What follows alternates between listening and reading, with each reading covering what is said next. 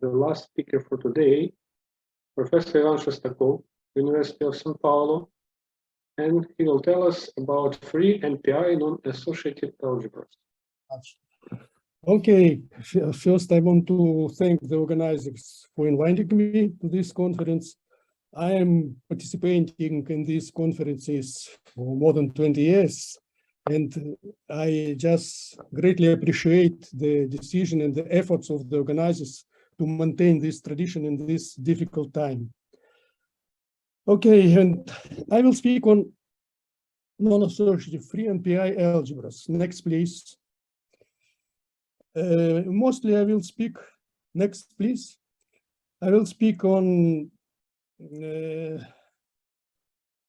free Jordan and free alternative and free Jordan algebras, not just about all free algebras. Excuse me, next please. Okay, can you hear me? Андрій, він просить наступну сторінку. I see, but I'm not the person who is sharing. One moment. Okay. Just want to say that contrary to free associative and absolutely free non-associative algebras, if we consider intermediate varieties of non-associative algebras, they have many peculiarities. For instance, they could different properties from free associative and absolutely free non-associative algebras. Okay. Namely, they usually have no basis, well, except some exception cases, may contain zero divisors, nilpotent elements, non-zero radicals, additive torsion, may have non-zero centers, and all these have additional difficulties in studying them. And when we can study some variety of non-associative algebras and try to classify simple prime algebras, develop a structure theory, the role of free NPI algebras is very important because this structure theory or study of this quite often usually is realized in two steps. First, one has to find in the free algebra some kind of good subspaces, subsets, verbal subsets, for instance, centers, or another good subsets of special functions with good properties, etc. And when you consider try to describe simple or prime algebra, we first to look what is the values of these good subsets on this object, on this algebra. If it is non-zero, usually we can describe this algebra. And when it is zero, we become a PI case, we have a polynomial identity. So we have two steps, two separates, two parts in this. And this shows that the study of free algebras and PI algebras is quite important. The next, please.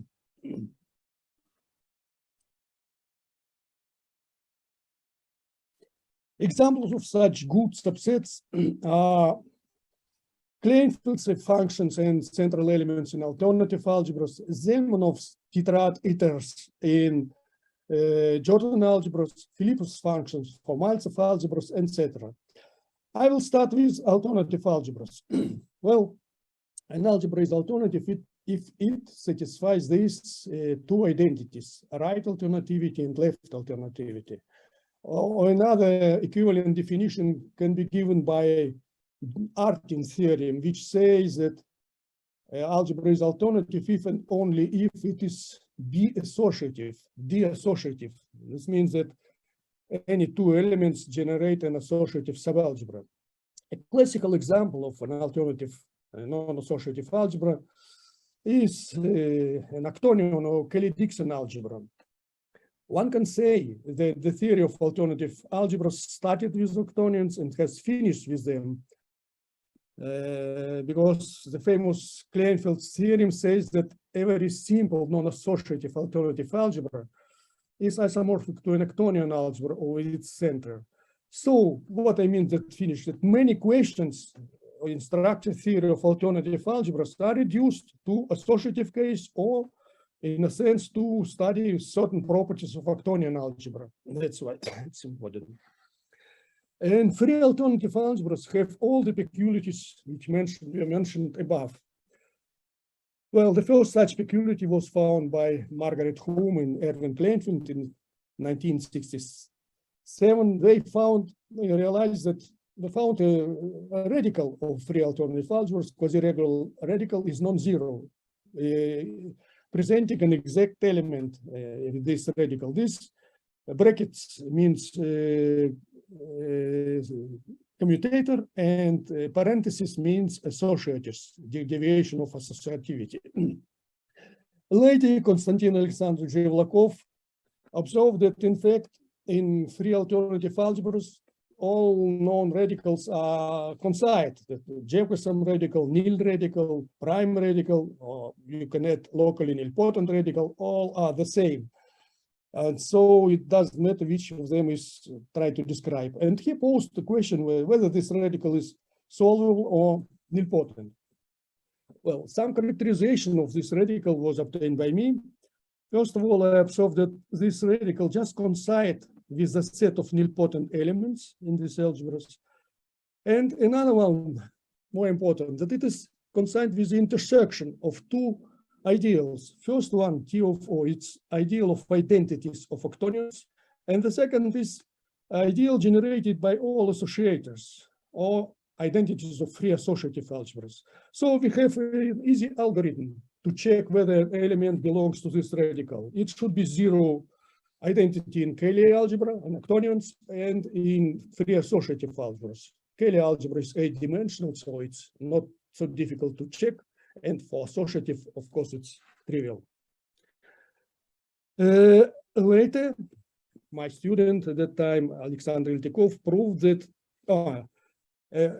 I should say that one of the difficulties in non-associative case, I mean, in this intermediate, that there are no bases, I already mentioned. And so the base of free alternative algebras, constructive base is not known. It's a difficult problem. But Iltikov constructs such balls for the case of three generators. And as a consequence of his base, he realizes that in case of three generators, radical is zero. Then I proved that the radical is nilpotent when the set of generators is finite, or finitely generated free alternative algebras. This radical is nilpotent. Next, please. But the fact that the number of generators is finite is important, since it's here in any characteristic, this result for finitely generated with any characteristic, this radical is nilpotent. Next, please. But when X is infinite and characteristic is 3, Sergei Chelintsov shown that this radical is not nilpotent. And then later in our paper with Yefim Zelmanov in 1989, we proved that the radical is in fact nilpotent, even doesn't matter what this is the number of generators, when characteristic is 0. And the proof was based on the classification of simple alternative superalgebras. In fact, not only simple and prime. We proved that a prime alternative superalgebra with non-zero, non-trivial odd path, non-zero, is associative. And the fact that there are no non-associative, non-trivial alternative superalgebras and characteristic 0 gave this nilpotency. And in characteristic 3, there are non-trivial superalgebras. So that explains why in characteristic 3, the radical is not nilpotent. It's strange that since there is no connection, classification, simple superalgebras and nilpotency of the radical of free algebra, but it is so. So, but our proof was really, how to say, existence. We proved that it is nilpotent, but no estimate for the index of nilpotency. So the problem is still open to evaluate, give an estimation for the index of nilpotency of the radical. You know only that it's no less than 3. Another problem, of course, just describe, since the structure of this radical depends, well, in investigation this problem, since the radical depends on the ideal of identities of octonions, just to find the base of identities of the ideal of octonions. This problem, it's by itself, it's very important, since algebra of octonions is very important in not only in algebra, in geometry, in physics even. And every simple finite dimensional algebra or algebraically closed field is completely defined by its identities. So not to know the identities of octonions is a very important problem. So now I will speak some about identities of octonions. The first result in this direction was obtained by my also student at that time, Ismail Isaev. He found an exact finite set of generators for this ideal in case of a finite field. Next, please. Then Alexander Iltikov proved that this T ideal in characteristic 0 at least has a finite number of generators, since at the beginning it was not clear whether this, because there are T ideal which are not finitely based, but this T ideal has a finite base of identity. Then Michel Racine found the identities of octonions of degree 5, and Hensel and Perezi later, with the help of computer, calculated the identities of octonion of degree 6. Michel Racine proved without computer, just directly proved. Then in our joint paper with Natalia Zhukovets, we found a finite base of skew-symmetric identities of octonions. Skew-symmetric means multilinear, which skew-symmetric in all the variables. They are 0 if two arguments are equal. Later, in 2011, I have proved the following. Let P be an epimorphism from free alternative algebra to free associative algebra, just canonical epimorphism identical on X. And let TS of O means the image of ideal of octonions in free associative algebras. And I found a finite base of this associative image of this T ideal. And recently, or much more recent result, I have found the identity of octonions in the case of 3 variables. In free alternative algebra with 3 variables, the identity of octonions ideal is generated by these 4 elements. 4 elements. Here, this circle means symmetric products, ABM plus BA. S4 means standard identity of degree 4, and this plus means associator in with respect to this circle. Well, it will be explained on the next page. Next page, please. So this circle means symmetric products. This associator with respect to this circle product. S4 is a standard identity of degree 4. It's completely skew-symmetric on this 4 element. And these notations mean the skew-symmetrization of F. This means that if you have a multilinear element, its skew-symmetrization is just sum for all permutations when we permutate the variables with using the sign, taking into account the sign of a permutation. And finally, this means just a long commutator.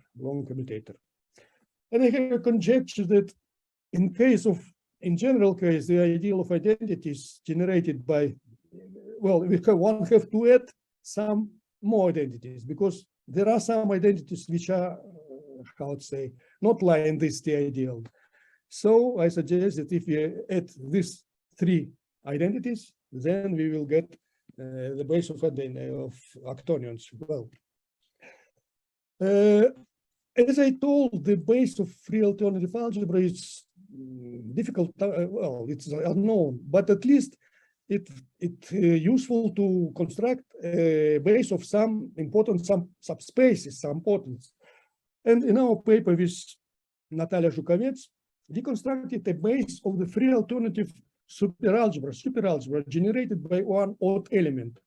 And this is equivalently to construct a base of a subspace of all multilinear skew-symmetric elements in free alternative algebra. So we construct this base. Next, please. And the dimension of skew-symmetric elements of degree n is given by this number. I just want to give some comments. In case of associative algebras, For any n, the space of skew-symmetric elements has dimension 1 because it's generated by just the standard identity, only 1.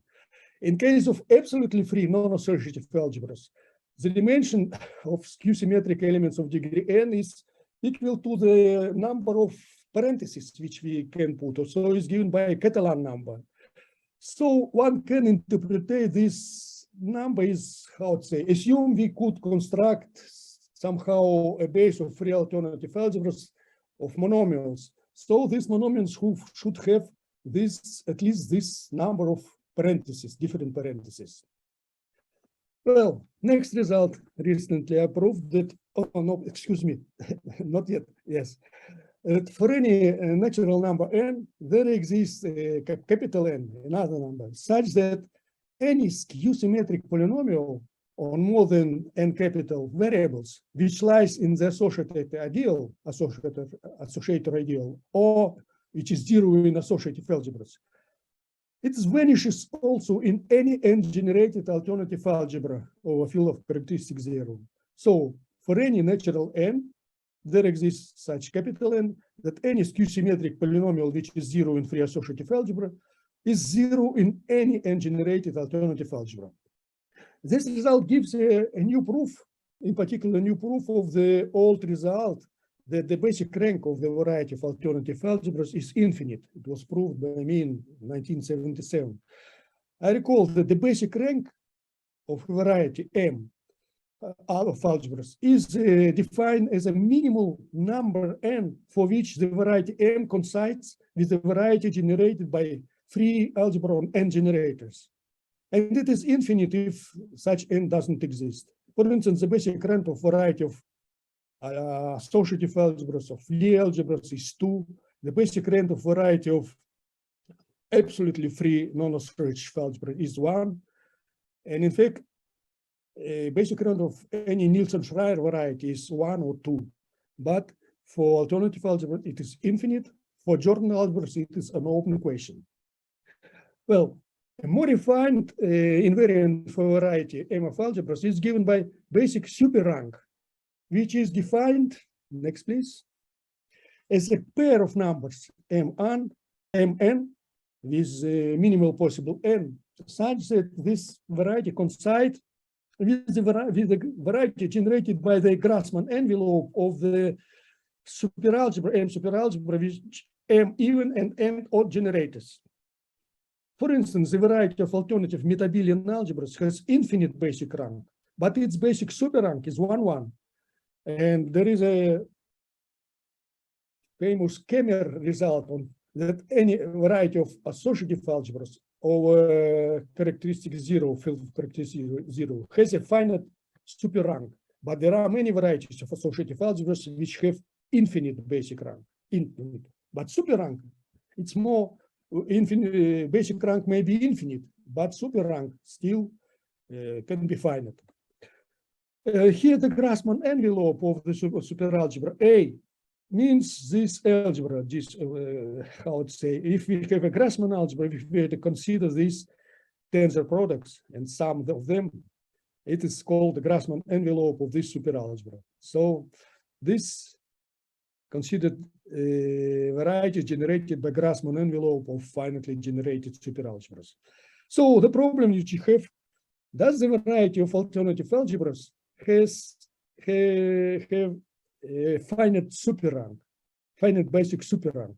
It's still open question, but in this connection, I would formulate the following problem, which more general than the result which I mentioned above.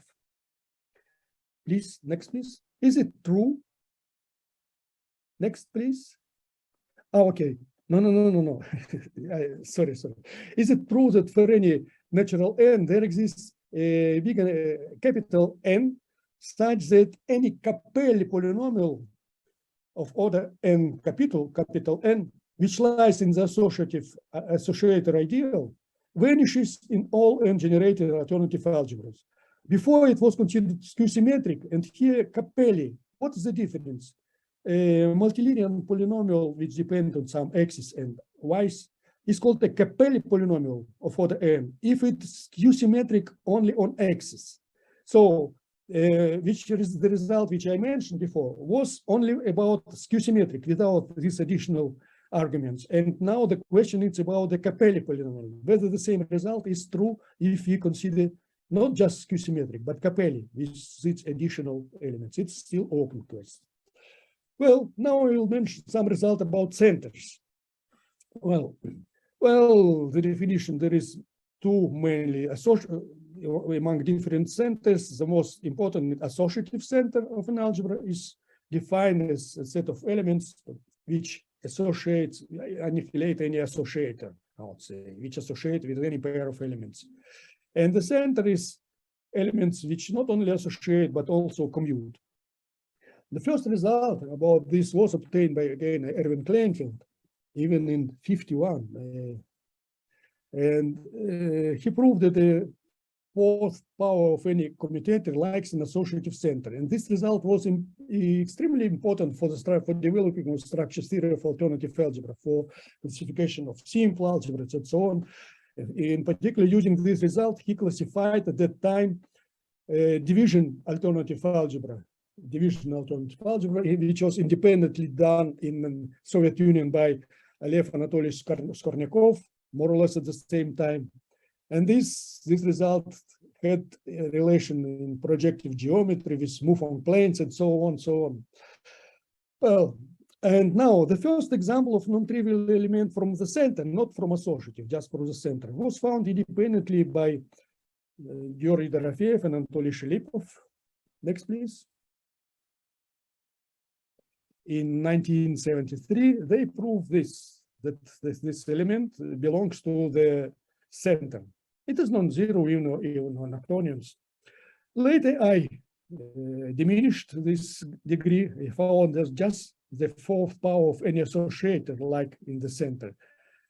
It's more or less a result dual to the Kleinfeld result. He proved that the square power of commutator lied in the annihilate associators, and I proved that fourth power of commutator annihilates commutator.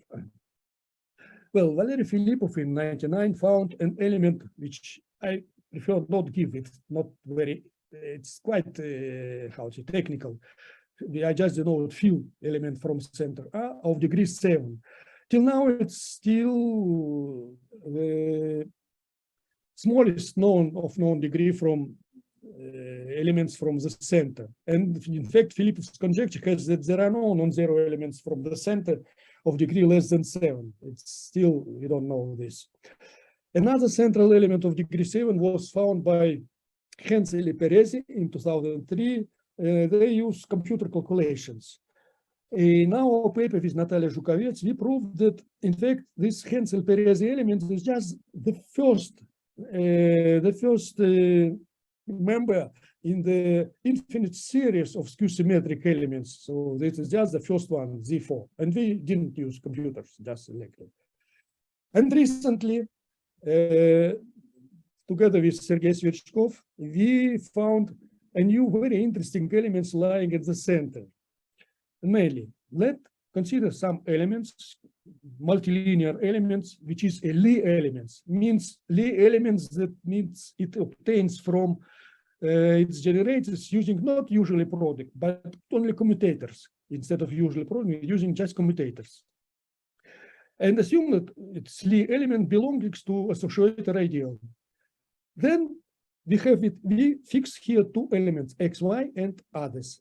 And consider this difference, substituting this instead of these elements, x square and x, and subtract the same where we change x and x squared. Denote this by u sub n. And it occurs, next please. This element is a central for any n. Moreover, we can start with arbitrary element of this type, but this element un are uniquely defined up to a scalar for a given n. And they are skew-symmetric on all other variables. They are, you can start with any Lie element of this type, and the result will be the same up to a scalar. And this skew-symmetric on the other variable. Moreover, they are zero for this value of n, 4m plus 2, 4m plus 3. And they are non-zero for these values. The smallest element in this series is also of degree 7. And these three elements, Filipov, Hensel-Perezi, and our are independent as identities. And so we have conjectures that I have conjectures that this element generate all the central elements of degree 7. Next, please. Let's pass to Jordan algebras. An algebra is called Jordan if it satisfies these two identities. And for any algebras denoted by A plus, it's a joint symmetrical commutative algebra with this symmetric multiplication. It's well known that if A is associative, then this symmetric algebra is a Jordan algebra. And the Jordan algebra is called special if it is isomorphic to a subalgebra of I plus for some associative algebra. Otherwise, it's called exceptional. Denoted by J of X and Sj of X, the free Jordan and the free special Jordan algebra on the set of generated X. And let P be a canonical epimorphism from free Jordan to free special Jordan algebras. The elements from the kernel of this epimorphism are called S identities. So these identities which are zero in all special algebras, but, well, not zero in general in Jordan algebra. Next, please. The first, till now, very important result in this direction was by Anatoly Shershov. He proved that the kernel of this epimorphism is zero when we have X is less than 3. Of course, it's easy for when X for one generated, but for two generated, this was very, very important result. This proved that any Jordan algebra, well, free Jordan algebra in 2 general is special. The result was slightly improved by MacDonald. He proved that, in fact, there are not only variables on 2 variables, but on 3 variables which are linear on 1 argument. There are no S identities on 3 generators which are linear on 1 argument. But in general, kernel can contain elements with 3 generators, and Albert and Page proved that this kernel is non-zero for X3 when X has 3 or no element. In particular, the 3 Jordan algebra on 3 generator is not special. Analyzing this proof, Kleene found an exact element, an exact S identity, which is called Kleene identity. It's of degree 8 in 3 generators, and of degree 3 on X and Y, and of degree 2 on Z. So the problem which arises just to describe the T ideal of S identities, this kernel of P, to describe this T ideal. The most important result in this direction now was proved by Sergei Sverchkov in 2011. In fact, he described this T ideal in case of 3 generators. Exactly, he proved that in case of 3 generators, all S identities are consequences of the Kleene identity,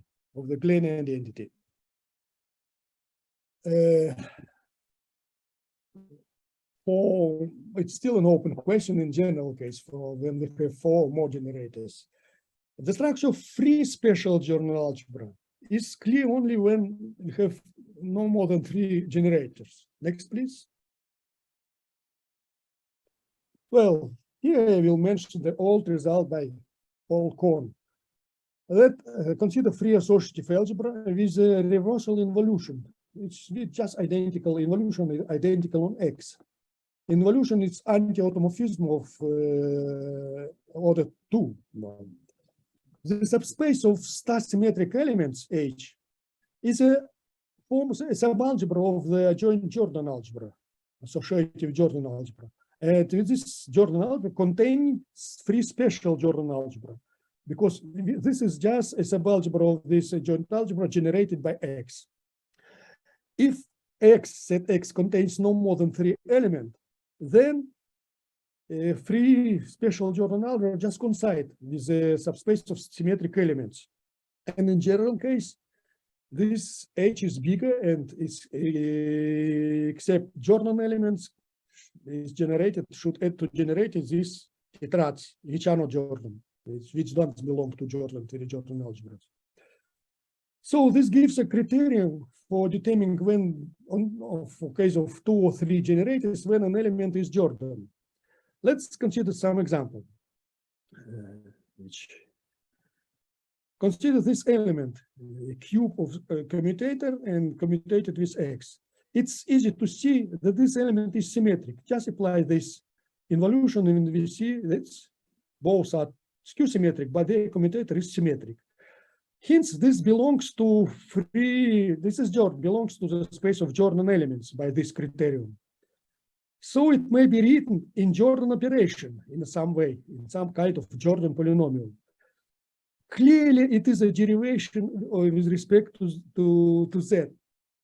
If we, instead of z squared, I mean derivation is Jordan algebra. Nevertheless, one can check that if we consider this difference, in free Jordan algebra, it is not 0. So if we denote this by S, this difference, it will be an S identity. It belongs to kernel of the P. Moreover, this S identity, in fact, coincides with Glenny's S identity up to non-zero scalar. So then we have another form of interpretation of the Glenny identity. Well, I just want to say that one of the greatest specialists in Jordan algebras, Kevin McCrimmon, he used to say that every specialist in Jordan algebras knows about Glenny identity, but nobody could remember it. But then I said that with this, I showed him this example, and he agreed that with this interpretation, it's easy to remember. It's still remembering. Now I can remember Glenny identity.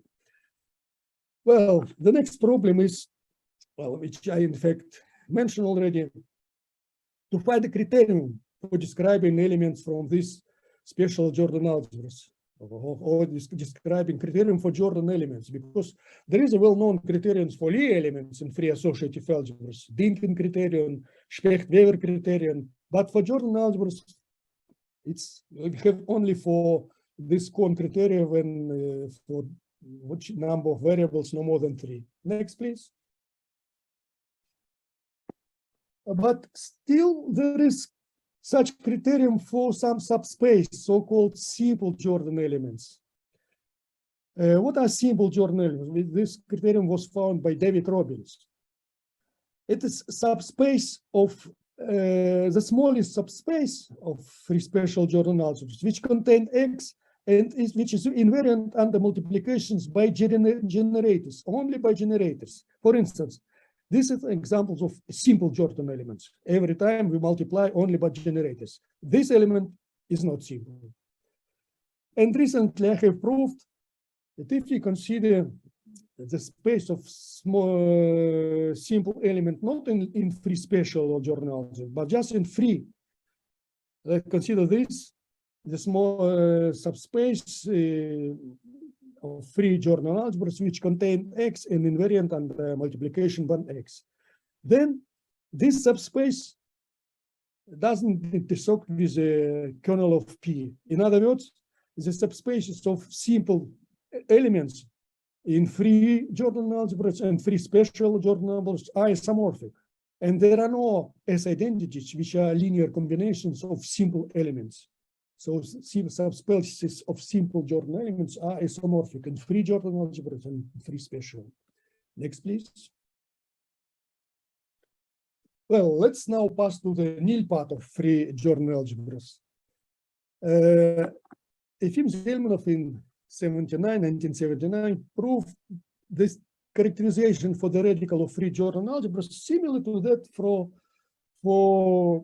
alternative algebras. First, that it is coincide with a set of nilpotent element and is the intersection of ideal of so-called Albert algebra, ideal of identities of Albert algebra, and these S identities. Here, Albert algebra, the Albert algebra is an algebra of Hermitian 3x3 matrices or octonions, which is an exceptional, a unique, simple exceptional Jordan algebras. So we have to consider identities of these algebras and all special identities. And also he proved in particular the when a free Jordan algebra on 3 or more generators is not prime. Well, he proved this characterization, but the question about whether it's 0 or no was, at that time, it was open. And only later, Yuri Medvedev have proved that this radical is really non-zero, at least when X has 31 or more elements. And later, in joint paper by Medvedev and Zelmanov, they proved that, contrary to alternative case, this radical is not solvable when, at least when X is infinite. Again, this result was related with some kind of superalgebra theory. The non-solvability was caused by the fact of existing of simple exceptional cut superalgebra of dimension 10. So we still may ask the following problem. Just consider, instead of radical, a new ideal N, which is intersection of the radical with the identities of the Grassmann envelopes of cut superalgebra, just to avoid this case. And the question is whether this smaller ideal is solvable or important. Well, till now we don't know. It is an open question. Certainly we have to add this, because otherwise it is not important because of this superalgebra. But well, till now, maybe till now it is not known whether there exist simple Jordan superalgebras exceptional, except this cut superalgebra. It's no questions. Maybe there are some other and have to add. But till now we have this problem. Next, please. Well, again, we know that in case of 3 generators, the radical of free alternative algebra is 0. We don't know this for Jordan algebras. Also, we also don't know whether Jordan algebra with 3 generators satisfies some identity which doesn't hold in all Jordan algebras. Otherwise, whether it's true that the basic rank of Jordan algebras is bigger than 3. A positive solution of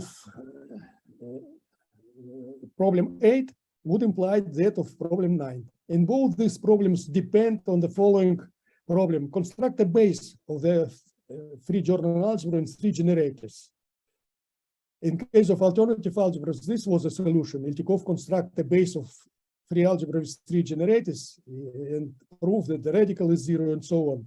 Well, this question is very difficult, but after the result of Shestakov about the description of S identities on 3 generators and using technique which developed there, probably I think that now this problem is already, I would say, not impossible, not I would say insolvable. Next, please. Well, now some words about generalization of alternative and Jordan algebras. In the end of, well, there were some attempts to unite the theory of Jordan and alternative algebras. Since in finite dimensional case, both these classes have structure theory like typical Wedderburn theory, classical Wedderburn theory for associative algebras. So there were some attempts to unite this theory in a bigger class. They start with this Adrian Albert, even in 51, he united, in fact, associative and Jordan algebras. And then, more or less at the same time, the paper is Richard Schaeffer, Richard Bloch, Armin Teddy, and I also participated in this in these 3-4 years. Various classes of algebras were introduced that generalize alternative and Jordan algebras. And these classes admit a structure theory of Wedderburn time in finite dimensional case. All these classes are contained in the bigger class of non-commutative Jordan algebras, which defined by these 2 identities. But this class is too big for constructing a reasonable structure theory because it contains, for instance, all anti-commutative algebras. Just anti-commutative algebras automatically satisfy this and this also. So, but it's unreasonable to hope to construct the structure theory of anti-commutative algebras, and in fact unite unique theory for Lie and associative algebras. It's also difficult. So one have to add some restrictions. Well, I introduce the following restriction. A variety M of non-commutative Jordan algebras we call admissible of index n if any anti-commutative algebra from this variety is nilpotent of index n. And the variety is called locally admissible if every finitely generated anti-commutative algebra from this variety is nilpotent. Next, please. Examples. Jordan algebras are 2 admissible, associative algebras 3 admissible, alternative algebras 4 admissible, Schaeffer's and Terry classes 5 admissible, Bloch's classes 6 admissible, and the class of non-commutative Jordan algebras defining by this identity is locally admissible but not admissible. So these notions are not equivalent.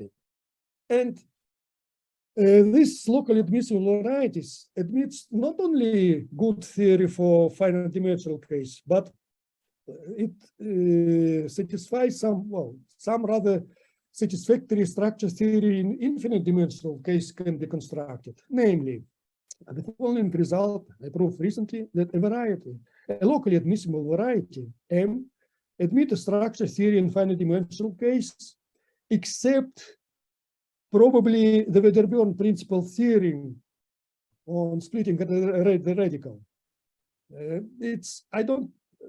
I cannot prove this theorem for any locally admissible variety. There are no counterexamples. Some of them satisfy, some I don't know just.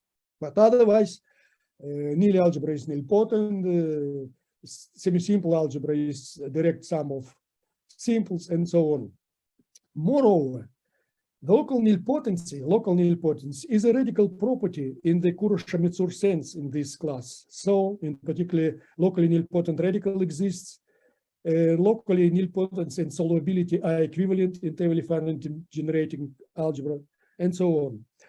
An algebraic PI algebra from this class is locally finite, or in other words, the Kurosh problem has a positive solution in this class for in PI algebras. And if M is admissible, not locally admissible, just admissible, and A is a finitely generated PI algebra from this algebra, then the nil radical is nilpotent. It is an analog of a famous Brown theory for PI, associative PI algebras.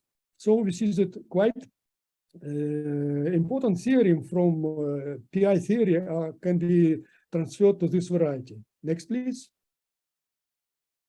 Here by PI, I call an algebra, this algebra PI, if it's a joint Jordan algebra is PI. And of course, for the structure of these Jordan algebras is very important for studying these varieties. Some problem about these admissible varieties or locally admissible varieties is the variety of non-commutative Jordan algebra defined by these identities locally admissible. This equivalently isn't any anti-commutative three-angle algebra is locally nilpotent. An important class of simple non-commutative Jordan algebras is formed by quadratic algebras. It is interesting to know whether when this algebra generate admissible varieties. In particular, the following problem is interesting. Does the Sedenian algebra generate a locally admissible variety? Sedenian means the next step in calediction process after octonions. Okay, thank you. And I'm sorry for problems with Thank you very much.